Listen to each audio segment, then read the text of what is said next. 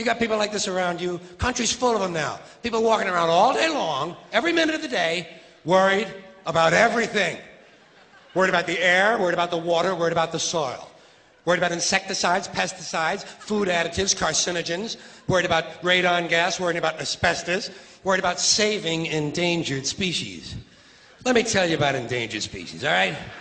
Saving endangered species is just one more arrogant attempt by humans to control nature. It's arrogant meddling. It's what got us in trouble in the first place. Doesn't anybody understand that? Interfering with nature. Over 90%, way over 90% of all the species that have ever lived on this planet, are gone. They're extinct. We didn't kill them all. They just disappeared. That's what nature does. They disappear these days at the rate of 25 a day. And I mean regardless of our behavior. Irrespective of how we act on this planet, 25 species that were here today will be gone tomorrow. Let them go gracefully. Leave nature alone. Haven't we done enough? We're so self-important. So self-important. Everybody's going to save something now. Save the trees, save the bees, save the whales, save those snails. And the greatest arrogance of all, save the planet. What? Are these fucking people kidding me? Save the planet? We don't even know how to take care of ourselves yet. We haven't learned how to care for one another. We're gonna save the fucking planet? I'm getting tired of that shit. Tired. I'm tired of fucking Earth Day. I'm tired of these self-righteous environmentalists, these white bourgeois liberals who think the only thing wrong with this country is there aren't enough bicycle paths.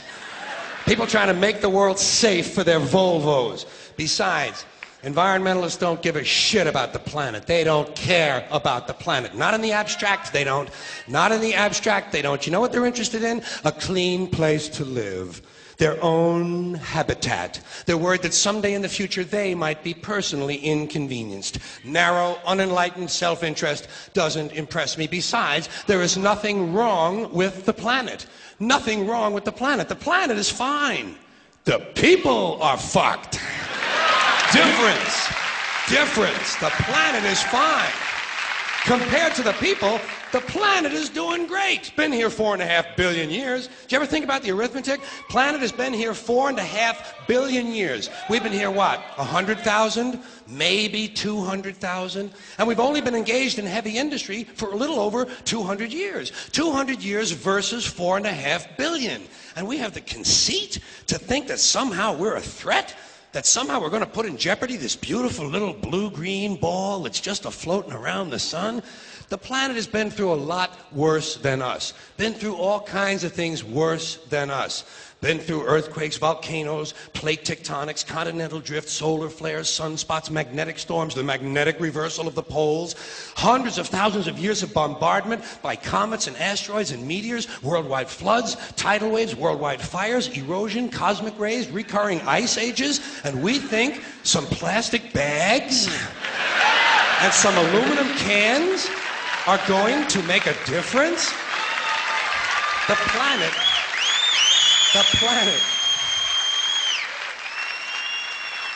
planet isn't going anywhere. We are. We're going away. Pack your shit, folks. We're going away. And we won't leave much of a trace either. Thank God for that. Maybe a little styrofoam. Maybe. Little styrofoam. Planet will be here and we'll be long gone. Just another failed mutation. Just another closed-end biological mistake. An evolutionary cul-de-sac. The planet will shake us off like a bad case of fleas. A surface nuisance. You want to know how the planet's doing? Ask those people at Pompeii who are frozen into position from volcanic ash how the planet's doing. Want to know if the planet's all right? Ask those people in Mexico City or Armenia or 100 other places buried under thousands of tons of earthquake rubble if they feel like a threat to the planet this week. How about those people in Kilauea, Hawaii who build their homes right next to an active volcano and then wonder why they have lava in the living room?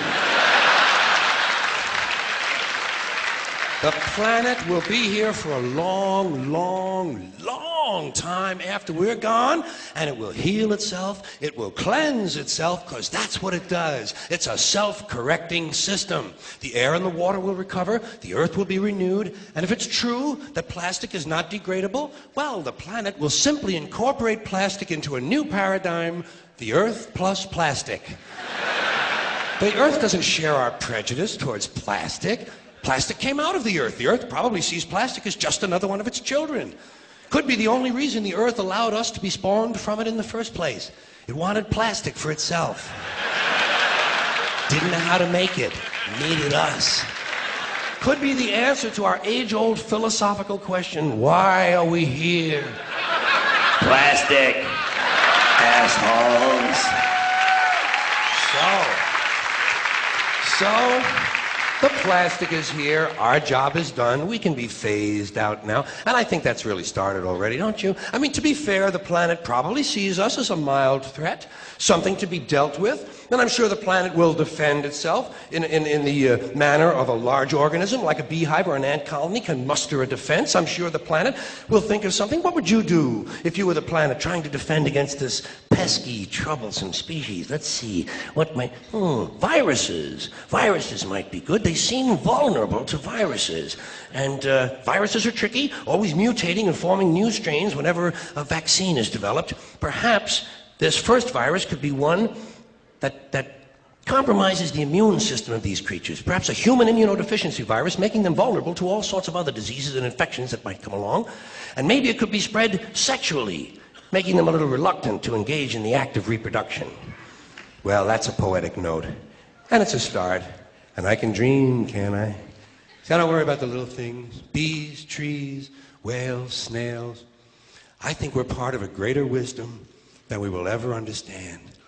A higher order. Call it what you want. You know what I call it? The big electron. The big electron. Whoa. Whoa.